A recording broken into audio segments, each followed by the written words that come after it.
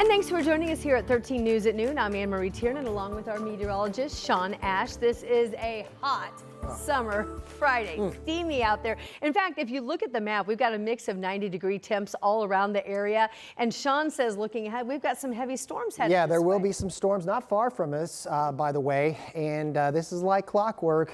Usually the last several days have been between the noon hour. We start to see these things popping up here. So let's start with radar first, then we'll get to the heat index map again. So the storm action right now is starting to flare up over across parts of Illinois. We've got an upper air disturbance moving our way. It's going to team up with the muggy air and the heat that's been building all day long. And voila, we're going to see an increase from west to east in what you're seeing here. Now, not every storm will be severe. Not every backyard will get hit. Those that do certainly will know about it. Very intense rain rates once again. A lot of lightning, and in some storms, we could get severe wind gusts. Before all of this gets here, we are approaching 100 degrees on the heat index for the 7th straight day here. So we continue to see uncomfortable heat and humidity. Here's Future Track 13. You can see a scattering to numerous downpours and thunderstorms between now and sunset. You should be weather aware. I know it's Friday. I know there's a lot of outdoor events. You should definitely know that some of those will be impacted. You're going to have to get indoors if you hear the thunder roaring here, including some of those events. We've got Indians baseball at Victory Field. It's Friday fireworks, hopefully not much from nature.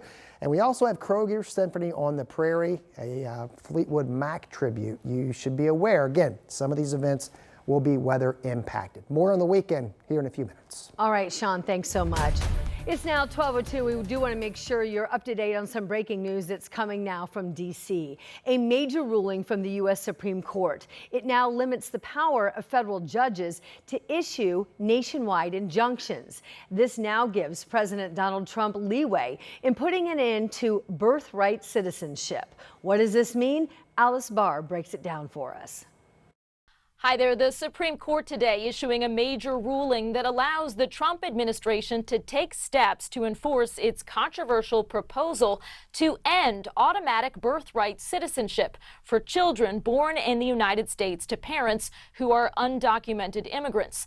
The ruling narrows the scope of what's known as nationwide injunctions to apply only to groups and individuals that sued, dealing a serious blow to the power of individual judges in lower courts to block policies across the whole country, something we've seen happen many times during the second Trump term. In this case, that means that the birthright citizenship case can move forward in states that challenged it and in states that did not. The case never addressed the legal merits of overturning birthright citizenship outlined in the Constitution's 14th Amendment, focusing only on whether judges had the authority to put it on hold across the entire country. All 6 conservative justices agreed here. All 3 liberals dissented. Justice Amy Coney Barrett wrote for the majority that when a court concludes that the executive branch has acted unlawfully, the answer is not for the court to exceed its power too. In dissent, Justice Ketanji Brown Jackson wrote that the decision was an existential threat to the rule of law. And again, this ruling has wide-ranging implications for a whole series of other nationwide injunctions judges have issued against Trump administration policies throughout this year. In Washington, Alice Barr, NBC News. President Trump now also weighing in on this breaking news involving the ruling which will impact birthright citizenship. In fact, here's what he had to say. This is just moments ago. I'm grateful to the Supreme Court for stepping in and solving this very, very big and complex problem, and they've made it very simple. I want to thank Justice Barrett, who wrote the opinion brilliantly, as well as Chief Justice Roberts, and Justices Alito, Gorsuch, Kavanaugh, and Thomas. Great people. Thanks for this decision, and thanks to this decision, we can now promptly file to proceed with numerous policies that have been wrongly enjoined on a nationwide basis. And some of the cases we're talking about would be ending birthright citizenship, which now comes to the fore. That was meant for the babies of slaves. It wasn't meant for people trying to scam the system and come into the country on a vacation. This was, in fact, back to his system. The Supreme Court also issued several other rulings today as well. Here's a little bit of a breakdown. The justices found a school policy that barring opt-outs for LGBTQ books violates religious rights. The court also upheld programs delivering broadband access to rural and poorer communities. These programs helped reduce the price of broadband internet and phone services.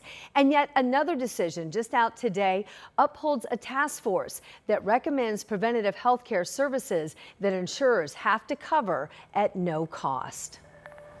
Back here in central Indiana, right now we know that a 12-year-old boy has died after a shooting in Cumberland. It happened early this morning around 1 o'clock on Dunshire Drive north of Washington Street near Woodlark Drive. Responders say that that's where they found Jeremiah Cotton with a gunshot wound. They took him to the hospital here in Indianapolis in critical condition, and then he did later pass at the hospital. Police say there were 5 other young people inside the home at the time of the shooting. The oldest, in fact, was 18 years old. They say that a 16-year-old brought a gun to the apartment and that at some point Jeremiah picked up that gun and accidentally shot himself. Jeremiah's mother says he was staying the night at the apartment and he doesn't live there. The investigation into this death of this 12-year-old boy in our community today is ongoing at this hour.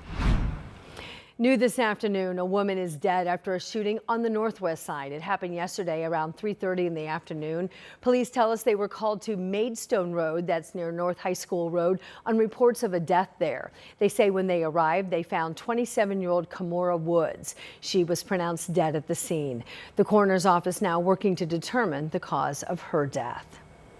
And we now know the identity of the person who was killed in a shooting last night. This went down at an apartment complex on the south side. It happened around 7:30 near South Meridian and Epler Avenue. Police confirmed to 13 News the victim, 22-year-old Montrell Austin, and the suspect had prearranged a meeting in that area when one of them pulled a gun on the other. Investigators say they believe there is no ongoing threat. We'll let you know if and when police make an arrest in this case. Also on this Friday, a bicyclist is in critical condition after being hit on the east side. It was a possible hit and run that happened around 4:45 this morning near East Washington and Sherman. IMPD accident investigators now working through the scene, and a search is underway for the driver responsible. The Hamilton County Sheriff's Office now is asking for help after a police chase ended in a deadly crash. This all started yesterday morning. That's when Sheridan police say they tried to pull over a driver who was in a suspected stolen car. Officers say the driver then sped away before they then lost sight of the car. The driver then crashed near East First and South Georgia Street and then died from their injuries from the crash. The sheriff's office now is asking for anyone who might have homes or businesses in the area with cameras that might have video of the chase or the crash. They would like to look at that video, and you're urged to contact investigators in Sheridan. Now to an update on a court case involving a West Side chiropractor. A judge now is accepting a plea deal in the case of the former Avon chiropractor who now admitted to the sexual battery of his patients. Last month, the judge rejected Rockbird's plea agreement. Bird pleaded guilty to 4 counts of sexual battery on women during their treatments that they had at Cornerstone Chiropractic. His attorneys still argue that work release is not an option under the plea deal, but the prosecution and the judge believe it is. Sentencing is now scheduled for coming up next month on August 18th. This will now be the 3rd sentencing hearing in this case. We are now getting a new look at just how much of your money the state of Indiana spent on legal fees for Indiana Attorney General Todd Rokita. Those investigations are racking up quite the bill. The state paid 4 different law firms nearly $500,000. The data from our partners at the Capitol Chronicle. The payments are for issues from disciplinary investigations and formal ethics cases to lawsuits, all filed against the acting Attorney General. Here's a breakdown of the payments.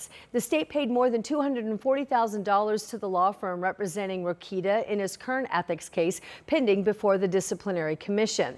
Reports show that the state also made 3 other payments. One was $177,000, $57,000, and $15,000. Those payments were made to 3 other law firms.